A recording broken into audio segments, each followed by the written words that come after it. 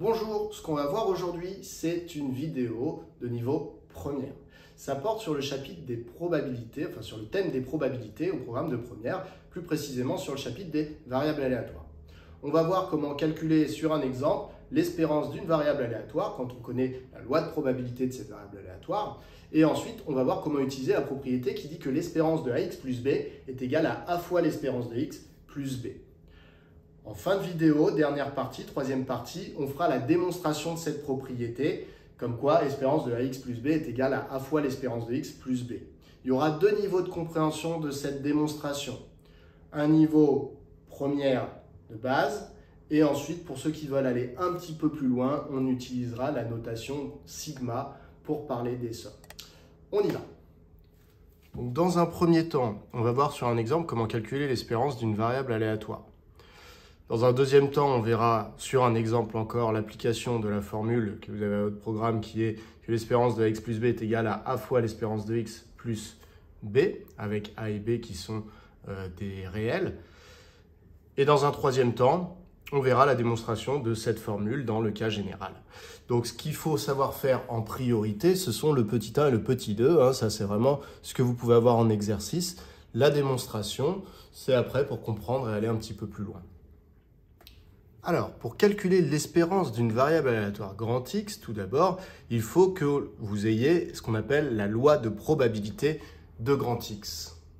Voilà, donc par exemple, je me donne cette loi de probabilité. Qu'est-ce que ce tableau veut dire? Eh bien, il veut dire que la variable aléatoire grand X peut prendre les valeurs moins 12, 2, 5 et 8 à l'issue de mon expérience et que la probabilité pour que grand X soit égal à chacune de ces valeurs est marquée juste en dessous. Donc on a xi qui sont les noms en fait des valeurs que peuvent prendre grand X, donc elles ce serait x1, x2, x3, x4. Donc on les appelle des xi. Et ici, p de grand X égale xi, on aurait donc p de grand X égale x1 qui serait de 0,4.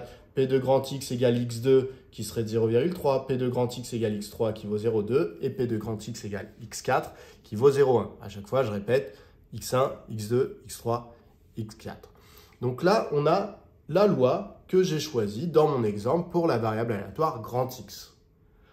Alors, on pourrait tout à fait imaginer un contexte, ça n'est pas nécessaire pour calculer une espérance, mais on pourrait imaginer un contexte. Ici, ça pourrait être un jeu de hasard pour lequel je peux perdre 12 points, gagner 2 points, gagner 5 points ou gagner 8 points avec les probabilités qui sont indiquées en dessous. Alors, pour calculer l'espérance de grand X, eh bien, si vous comprenez bien ce que c'est que l'espérance de grand X, la formule devrait venir toute seule, c'est-à-dire que l'espérance de grand X, c'est en moyenne ce qui se passerait si je faisais un très grand nombre de fois l'expérience. Je pourrais imaginer que perdre 12 points arriverait 40% du temps, gagner 2 points arriverait 30% du temps, gagner 5 points arriverait 20% du temps et gagner 8 points arriverait 10% du temps. Ce qui donnerait, du coup, si je faisais une moyenne, je perdrais 12 points 40% du temps, je gagnerais 2 points 30% du temps, je gagnerai 5 points 20% du temps et je gagnerai 8 points 10% du temps. Je pondère donc le nombre de points que je peux gagner par la probabilité que cela se passe. Donc si je fais ce calcul, je vais trouver moins 2,4. L'interprétation de ce résultat dans le contexte de l'exercice que je viens de vous donner, eh bien ce serait que le gain moyen par partie à ce jeu serait de moins 2,4 points. Donc en fait, on perdrait en moyenne par partie 2,4 points. Donc voilà pour le calcul de l'espérance lorsqu'on a une loi de probabilité comme cela. Alors si j'essaie de trouver une formule générale, qu'est-ce que j'ai appliqué dans cet exemple? Eh bien, je suis parti du principe que l'espérance de x, ça allait être égal à la somme des produits des xi avec leur probabilité. C'est-à-dire, moins 12 fois 0,4, en réalité, c'était celui que j'appelais petit x1, puisque c'était la première valeur que j'avais décidé de mettre dans mon tableau, multiplié par la probabilité que grand X soit égal à cette valeur, x1.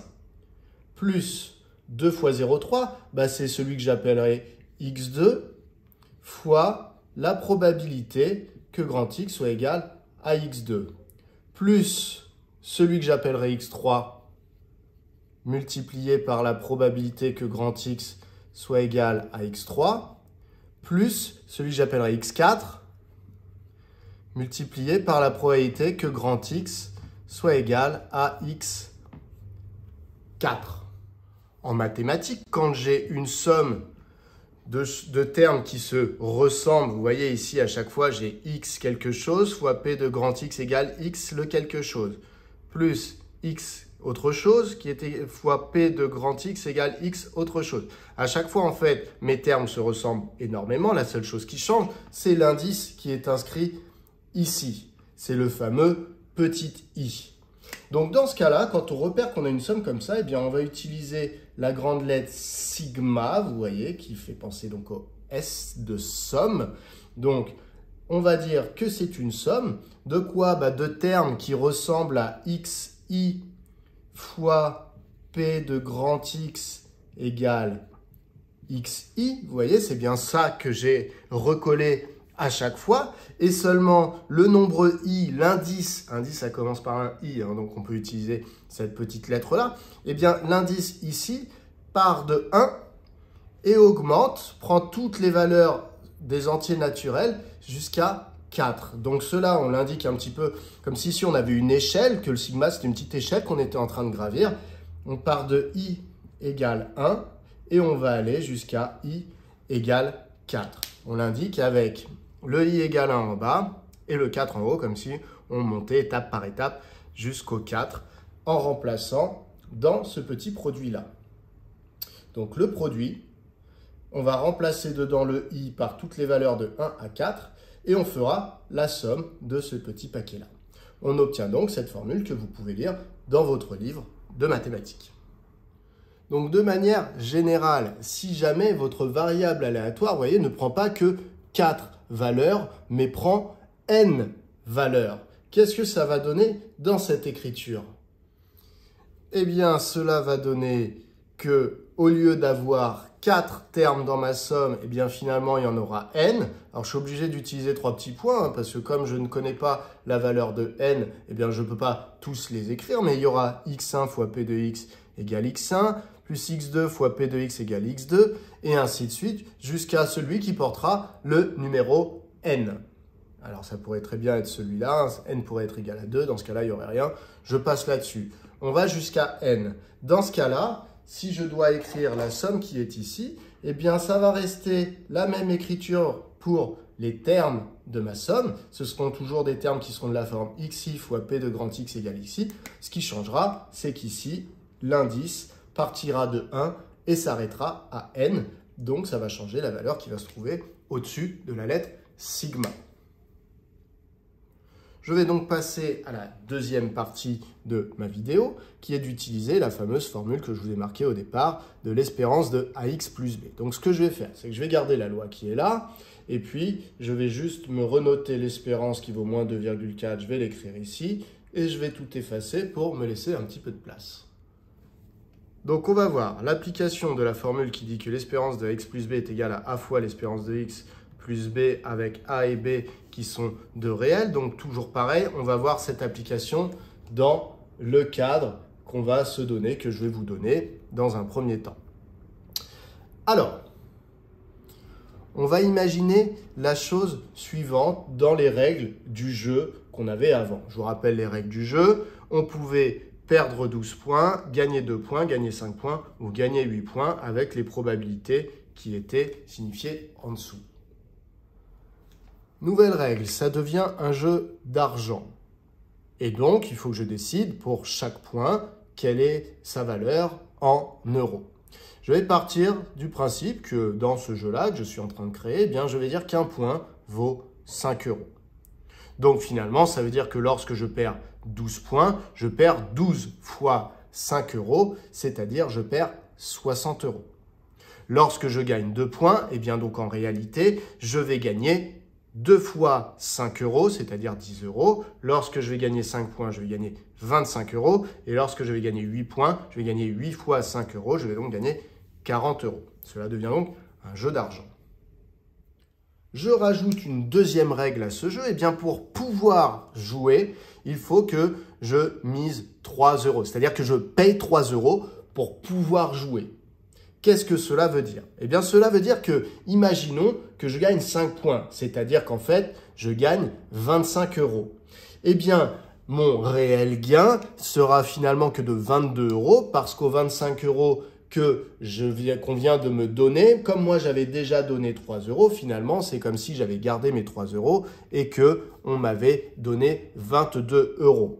Donc, finalement, si jamais je regarde la variable aléatoire qui est égale au gain de ce jeu, eh bien, j'ai donc une variable aléatoire que je vais nommer grand Y, puisque grand X est déjà pris. En général, on commence par grand X, mais si je vais appeler du coup grand Y, que vaut grand Y? Grand Y, il vaut la valeur que prendra grand X, qui est le nombre de points, je vous rappelle, qu'on gagne. Ce nombre de points gagnés ou perdus, il va devoir être multiplié par ce que vaut un point, les fameux 5 euros. Donc, je vais devoir calculer 5 fois ce que va prendre comme valeur la variable aléatoire grand X. Et à ce nombre, je vais devoir retirer les 3 euros qui avaient été misés. Donc, le gain du joueur à ce jeu est la variable aléatoire grand Y. Si je me demande maintenant quel est le gain moyen à ce jeu, je suis donc en train de me demander quelle est l'espérance de grand Y. L'espérance de grand Y est égale à, eh bien, grand Y, c'est 5 fois grand X moins 3. Si j'applique la formule qui est ici et qu'on démontrera dans la troisième partie de la vidéo, eh bien, je me rends compte que 5 joue le rôle de A, moins 3 joue le rôle de B. Puisqu'en fait, ici, là, c'était AX plus B. Donc, moi, en fait, devant moi, j'ai 5X plus moins 3. Donc, 5 joue le rôle de A, moins 3 joue le rôle de B. Si j'applique cette formule, eh bien, finalement, cela nous donne le A peut sortir de l'espérance. Donc, ça me donne 5 fois l'espérance de X. Et de même pour le B. Donc, plus B, ça va me donner plus moins 3, c'est-à-dire moins 3. Cela va donc être égal à 5 fois l'espérance de X a déjà été calculée. C'est là toute l'utilité de cette formule. On en rediscute juste après. Donc, ça va me donner 5 fois moins 2,4 moins 3, ce qui vaut moins 15. L'espérance de gain pour le joueur à ce jeu est donc de moins 15 euros. Ce qui veut dire que le jeu n'est pas favorable au joueur puisque l'espérance de gain est négative. C'est-à-dire qu'en moyenne par partie, le joueur va perdre 15 euros et est donc perdant. Alors, petite discussion sur l'utilité de cette formule. En fait, ce qu'il faut comprendre, c'est que cette formule, on pourrait très bien s'en passer. C'est-à-dire que pour calculer l'espérance de Y, je pourrais tout simplement faire un tableau de loi de probabilité pour la variable aléatoire Y, en mettant ici des petits yi. Du coup, ici, ce serait la probabilité que la variable aléatoire grand Y soit égale à des petits yi. Et il faudrait que je change, bien sûr, les valeurs ici, qui ne sont plus les valeurs de Y, mais les anciennes valeurs possibles pour X. Alors, si grand X vaut moins 12, eh bien, on avait dit que multiplié par 5 euros, ça nous faisait moins 60 euros. Moins 60 euros moins les 3, eh bien, dans ce cas de figure, en réalité, je vais perdre 63 euros. Donc, il y a 40% de chance pour perdre 63 euros.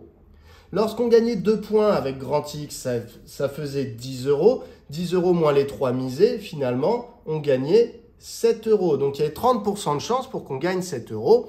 Lorsque grand X valait 5, ça veut dire qu'on gagnait 5 points. 5 points transformés en euros, ça faisait 25 euros. Si je retire les 3 misés, ça donne donc 22 euros. Il y avait donc 20% de chance pour qu'on reparte avec 22 euros.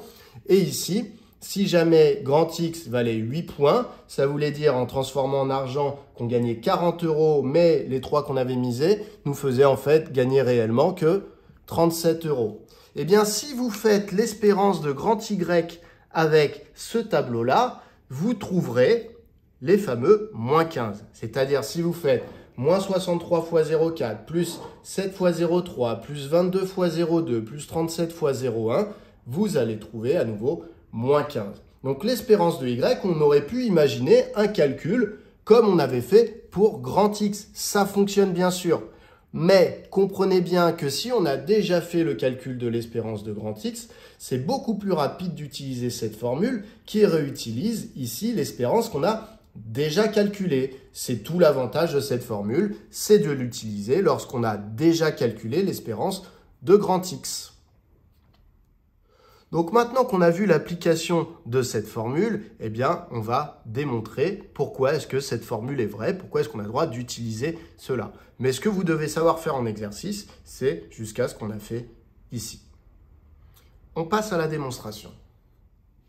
Donc, je prends une variable aléatoire grand X. Je prends sa loi de probabilité. Alors, je pars du principe dans cette démonstration que la variable aléatoire grand X est une variable aléatoire discrète qui peut prendre n valeurs différentes. Vous voyez que j'ai appelé x1, x2, x3, x4, x5, etc. jusqu'à xn. Avec n, en fait, qui est un entier naturel non nul pour que grand X puisse prendre au moins une valeur. Dans mes notations, donc vous voyez ici, ce sont les petits xi, comme dans l'exemple que j'ai fait avant. Ici, les probabilités que grand X soit égal à xi, eh bien à chaque fois, j'ai choisi une petite notation plus rapide. P1, c'est la probabilité que grand X soit égal à x1. Donc en fait, P1 est égal à la probabilité que grand X soit égal à x1. Donc plutôt qu'écrire cette formule un peu compliquée, je remplace tout simplement par P1. Ça va m'alléger un petit peu les notations. Donc P2, c'est la probabilité que grand X soit égal à x2, P3, la probabilité que grand X soit égal à x3, et Pn, la probabilité que grand X soit égal à xn. Donc si je m'intéresse à l'espérance de ax plus b, c'est-à-dire je veux savoir en moyenne à quoi va être égal a fois la variable aléatoire grand X plus b. Donc la variable aléatoire grand X, les valeurs qu'elle peut prendre, c'est x1, x2, x3 jusqu'à xn. Donc en fait, si je veux connaître en moyenne ce que peut valoir ce calcul, eh bien il faut que je prenne toutes les valeurs que peut prendre ce calcul et que je les pondère par la probabilité que cela se passe. Donc ça me donnerait quoi? Ça me donnerait, par exemple, ce calcul-là, il peut prendre quelle valeur? Si grand X vaut x1, dans ce cas-là, il vaut a fois x1, donc je vais mettre directement ax1 plus b. Et la probabilité que ça se passe, que a fois grand X plus b prenne cette valeur-là, c'est la probabilité P1. Qu'est-ce que peut prendre la variable aléatoire a grand X plus b?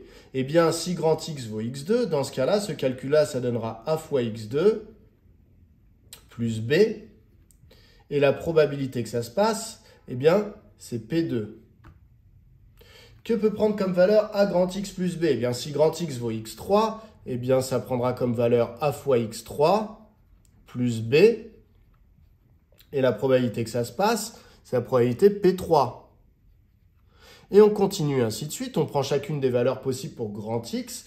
Et donc, on remplace là-dedans. Et donc, on va arriver à la fin à grand X. La dernière valeur qu'il peut prendre, c'est xn. Donc, ce calcul-là donnerait à ce moment-là a fois xn plus b. Et la probabilité que cela se passe, ce serait la probabilité Pn. Alors, dans un premier temps, vous voyez, j'utilise cette notation de 3 petits points. Je pourrais faire dans un deuxième temps la démonstration considérée comme plus rigoureuse avec la notation sigma qui évite l'utilisation des 3 petits points. Mais c'est déjà bien de comprendre dans un premier temps avec les 3 petits points qui sont là.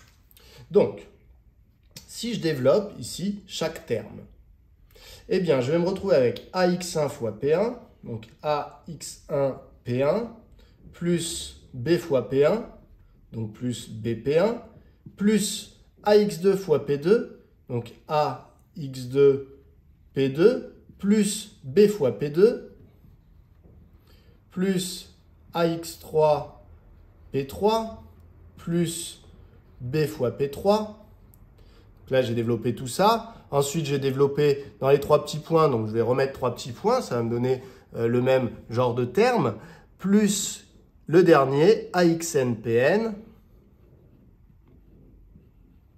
plus B fois PN. Voilà. Donc, si on développe tout, ça nous donne ça. Ce que je remarque là-dedans, c'est qu'il y a des paquets qui se ressemblent. Celui-là, vous voyez, 1 sur 2. À chaque fois qu'il y avait le AX1 fois P1, AX2 fois P2, AX3 fois P3, tout ça, c'est des petits paquets qui se ressemblent jusqu'au dernier, AXN fois PN. Je me rends compte que tous ces paquets, ils ont quelque chose en commun que je vais pouvoir mettre en facteur, c'est A. Donc, ça me donne quoi? Ça me donne, pour ces paquets rouges, ça me donnait A fois, ici, A, je l'ai X1 P1 fois, donc, fois X1 P1, plus, ici, A a été multiplié par X2 P2, plus, ici, X3 P3. Dans les pointillés, ici, à chaque fois, je vais tous les retrouver. X4 P4, X5 P5, X6 P6, et ainsi de suite. Donc, je mets 3 petits points. Et je vais retrouver, le dernier que je vais retrouver, c'est XNPN. Et j'aurai fini de factoriser tous les termes qui étaient ici en rouge. Je peux maintenant observer les termes qui restent. Il me reste B fois P1, B fois P2, B fois P3, B fois P4, B fois P5, etc. Tout ça, c'est dans les 3 petits points. Et B fois PN à la fin. Tous ces termes en vert, ici, je m'aperçois qu'ils ont un facteur commun qui est le nombre B. Je vais donc pouvoir le mettre en facteur. Donc, cela va me donner B fois, entre parenthèses, P1 pour le premier terme, P2 pour le deuxième, P3 pour le troisième, ça va me donner P4 pour le quatrième, P5, P6, P7, tous ceux qui sont dans les petits points, plus le dernier qui va me donner PN. Donc, je me retrouve en fait avec une nouvelle écriture du calcul précédent, mais ces deux écritures donnent bien un seul et même résultat. Alors, qu'est-ce que j'observe ici? Eh bien, j'observe que finalement, j'ai A fois X1P1 plus X2P2 plus X3P3, etc. jusqu'à XNPN. Si je regarde bien ce que j'ai dans cette parenthèse, regardez, X1P1, donc c'est lui fois lui, plus X2P2, lui fois lui, plus X3P3, lui fois lui, plus lui fois lui, plus lui fois lui, plus lui fois lui, plus lui fois lui, plus lui fois lui. Donc c'est exactement ce que je fais d'habitude pour calculer l'espérance de grand X. Quand je calcule l'espérance de grand X, je fais X1P1 plus X2P2 plus X3P3 et ainsi de suite. Donc finalement, ce que j'ai dans cette parenthèse, ça n'est autre que l'espérance de la variable aléatoire grand X. À cela, qu'est-ce que je rajoute? Ben, je rajoute B fois ce que j'ai dans cette parenthèse, P1 plus P2 plus P3, etc. jusqu'à Pn. Mais si j'additionne P1 plus P2 plus P3 plus P4 plus P5 plus P6, etc. jusqu'à Pn, en fait, j'aurais additionné toutes les probabilités et ça, on sait que ça vaut toujours 1. Donc finalement, dans la parenthèse, la somme vaut 1. Je me retrouve donc avec B fois 1. J'ai donc prouvé que le résultat allait être A fois l'espérance de X plus B. J'ai donc prouvé que l'espérance de AX plus B était égale à A fois l'espérance de X plus B. J'ai donc terminé ma démonstration. Cette démonstration, on pourrait la faire avec l'écriture somme sigma. Donc je vais la faire. Mais encore une fois, si vous avez déjà compris jusqu'ici, c'est déjà très bien. Vous avez vu pourquoi, effectivement, on pouvait écrire cette propriété-là, cette égalité-là. Je refais avec la notation de somme. Donc, ce qu'on avait écrit avant, c'était que des paquets avec des AXI plus B fois la probabilité que grand X soit égal à XI. Je rappelle, on avait AX1 plus B fois P1, AX2 plus B fois P2, et ainsi de suite. Donc, en fait, on faisait une somme pour i allant de 1 à n des termes qui s'écrivaient AXI plus B fois PI. J'enlève le fois, ça me surcharge l'écriture. Hein. Donc, AXI plus B, PI.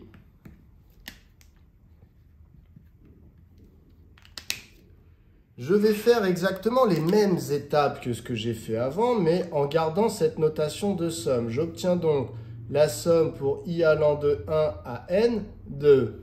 Je vais développer ici. Cela me donne AXI fois PI, AXI PI, plus B PI. Alors ici, vous remarquerez que j'ai mis des parenthèses. Puisque ma notation de somme, il faut bien que je comprenne que c'est la somme des paquets qui sont là. Si jamais je ne mets pas de parenthèse, ça pourrait être considéré comme confus, puisqu'on pourrait imaginer que c'est la somme de ces paquets plus quelque chose qui vient après, mais donc que j'ai d'abord cette somme et qu'au résultat, je rajoute BPI. Alors on pourrait se dire, bah oui, mais dans ce cas-là, pourquoi la notation petit i qui était ici l'indice? Bon, pour éviter toute confusion, on met bien des parenthèses autour. Donc en fait, j'ai une somme de paquets constitués elles-mêmes de sommes. Eux-mêmes de sommes, pardon, ce sont les paquets. Donc ça veut dire que si je somme des sommes, cela revient à faire la somme des premiers paquets, donc sigma pour i allant de 1 à n des AXI PI, plus la somme des paquets qui venaient après, donc somme pour i allant de 1 à n des B PI. Là, je me rends compte que j'ai une somme de termes qui possèdent tous le facteur A. Je peux donc mettre A en facteur, ce qui va me donner en fait A fois la somme, donc comme si j'avais A, puis des parenthèses avec tous les XIPI, donc X1P1 plus X2P2 plus X3P3, etc. Donc ça va faire A fois la somme des XIPI pour i allant de 1 à n. Plus, ici, j'ai une somme de termes qui ont tous en facteur le nombre b. Donc, je peux factoriser par b, ça va me donner b fois, entre parenthèses, la somme de tous les pi. Donc, si j'utilise la notation sigma, je n'ai pas besoin des parenthèses ici, il n'y a pas d'ambiguïté. Donc, b fois la somme pour i allant de 1 à n des nombres pi. À partir de là, eh bien, je me rends compte qu'ici, j'ai la somme des XIPI, donc la somme des XIPI, donc ça fait X1P1 plus X2P2 plus X3P3, etc. Donc en fait, ici, c'est exactement la notation avec la somme de l'espérance de X. Donc je me retrouve avec A fois l'espérance de grand X, ça c'est l'espérance de grand X, plus B fois la somme des PI. La somme des PI, hein, c'est P1 plus P2 plus P3 et jusqu'à Pn, qui vaut 1, on l'a dit précédemment. Donc finalement, j'ai démontré que l'espérance de AX plus B est égale à A fois l'espérance de X plus B, et je l'ai fait avec la notation sigma. Donc si vous en êtes vraiment à cette étape-là de compréhension, pour un niveau première, c'est vraiment très très bien. Voilà, on a fini. Donc, petit rappel, ce qui est important, c'est de savoir faire les deux premières parties, donc vraiment calcul de l'espérance d'une variable aléatoire, utilisation de la formule de l'espérance de x plus b est égale à A fois l'espérance de x plus b. La démonstration, c'est quand vous avez déjà compris les deux premières parties. À bientôt!